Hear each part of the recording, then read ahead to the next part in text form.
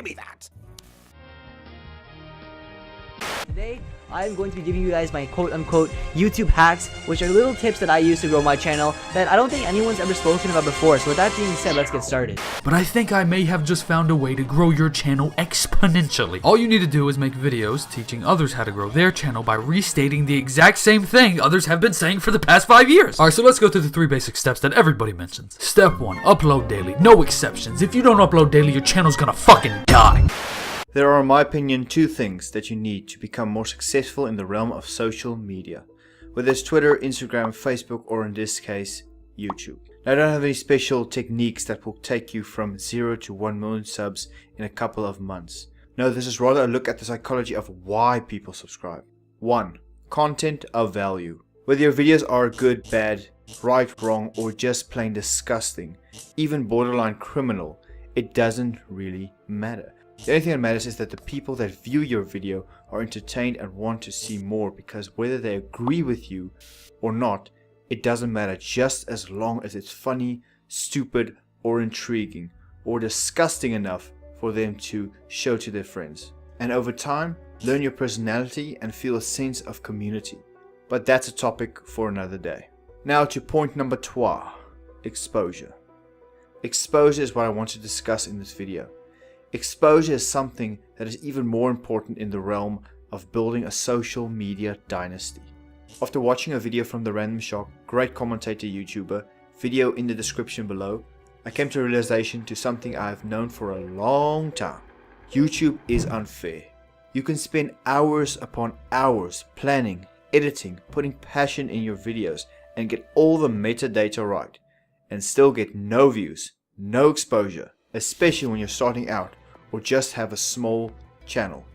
Your video that you work so hard on for hours will get less exposure than a bigger YouTuber making an update video that they probably just recorded in one take. How sad is that? Here's an example. I recently discovered an incredible YouTuber on VidMe that makes phenomenal content. And at first I just thought, oh, he's just another 2 million subscribed YouTuber that is uploading his backup videos on VidMe. When I went to go look at his YouTube channel, as of making this video, he only had 459 subs. With his high level of production, it goes to show how important exposure is. I will leave a link in the description and a video link at the end screen to Sebastian's channel, My Game Crashed. Go check his channel out. Seriously, very entertaining videos. You won't be disappointed. We're ready for battle.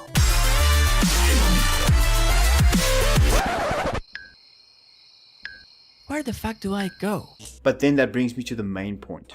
How do you get more exposure? And does the quality of your videos even influence the amount of exposure it can receive? Is being good enough still good enough? Well, in a nutshell, I came to 2 ways smaller creators especially can gain more exposure. It might not be the good news you're looking for. And coming from a person that has spent hours upon hours watching pointless YouTube tutorial channels, I'm sorry that I don't have a winning formula for you. But here goes. Yes, the mighty shout out. I already discussed this in great detail in this debated video. Video in the tag above and the description below. To summarize the video, big YouTubers shout you out. If they like your content, people get exposure to your channel, value of content occurs, and views, subs, shares happen. I like to call it the Jacksepticeye effect. He had a few thousand subs. Shout out from the juggernaut YouTuber PewDiePie. Jack has 14 million plus subs today. It's true that at the start I had like 2,000 subscribers, 2,328 I actually think I had by the time the PewDiePie shoutout came. That got me up to about 12 to 20,000 subscribers in a week. That's what that shoutout did. That shoutout got me to a point where my videos started to show up in searches. When you searched Grand Theft Auto 5, my videos actually started to show up then on the main page of YouTube. And that's what happened. Then people started to like the videos a lot more, they started to see the videos a lot more and a lot more organically, and then from there it just snowballed. So the shout out really helped, it really got things going. If you think about it this way, the shout out from PewDiePie was him turning on the ignition. If you have a car and you turn the key, he turned on the engine. I am the one who hit the accelerator. You get the idea. Make content that is good enough to be shared and go viral. The metadata is so hard to grasp nowadays, even if you think you got it all figured out. Even if you got everything right, the YouTube search machine will always pick the bigger channel. So you have to rely on the human factor. Peak interest, your content gets shared around and maybe hope it gets forwarded to a big YouTuber. To quickly mention some other forms of exposure, clickbait. If you're a small YouTuber, mostly it won't work. Mostly. Jumping on a trending topic, if you're a small YouTuber, you might get lucky, especially if you upload daily. But more often than not, you will be relegated to the third page of Google, if you catch my drift. Still probably the safest way to grow your channel on a consistent basis if you upload with a more daily schedule in mind. Cheap tactics like shout out Sundays, tutorials how to get 100 or 1000 subs type videos. These will definitely get your numbers up, but people won't sub for you or your content. It doesn't build a community, and if your content and personality doesn't resonate with your subscribers, then you're missing the point. Or maybe you just care about something else and I'm missing the point. Scammy or scummy marketing, whatever you prefer. Whether it be manipulation, spamming comment sections, re-uploading someone else's videos completely, or even giveaways that never really get given away. Obviously there's more ways to get exposure, those are just the main ones. But when it comes down to it, there's so many tactics used, some of them I just mentioned, to varying degrees of scumminess or plain desperation. Whether it's right or wrong, or popular or unpopular, it's up to you to decide, as an audience member or as a creator. So where does this leave us? Well, here's my take as a new YouTuber.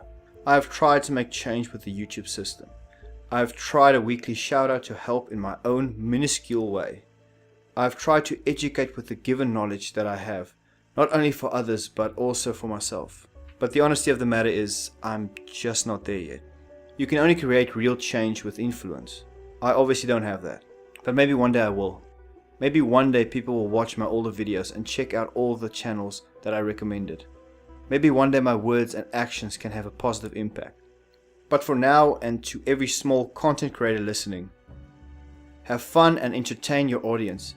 Make mistakes and learn from them. Improve and succeed. Try and fail. Get back up and keep going.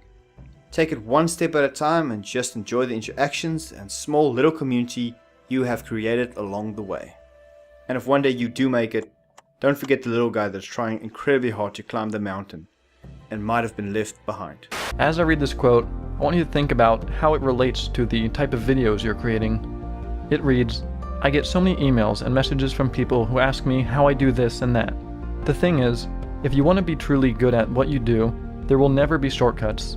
If you aren't curious enough to spend time digging into little nerdy details that satisfy no one but yourself in your quest for what you perceive as the right way, then chances are you don't have it in you to rise above mediocrity. Nothing comes free in music. It's all really hard work and dedication. It's a passion and drive that challenges all reason and will leave you exhausted and unhealthy as a result of an insatiable and overpowering lust to improve yourself. Schools and music programs won't make you a better musician. You have to make yourself better because you want to. Through hard work, every day, every month, every year. There are no shortcuts, no magic tricks, no teachers that will do the work for you. You either have a burning desire combined with a relentless work ethic that has you working whether you realize it or not, or you are one who sort of just works now and then, and when it doesn't sound right, you ask for help. Just work harder, longer, and smarter. Thanks for watching and listening, and as always, thank you for all the support with the likes, the shares, and the comments. I really appreciate it. If you made it this far and want to leave a comment to agree, disagree, or create a discussion, try and add the word YouTube search machine in your comment. Opinions are welcome, and a poll is in the top right corner if you are interested. And to all my subs, see you in the next one, and keep laughing.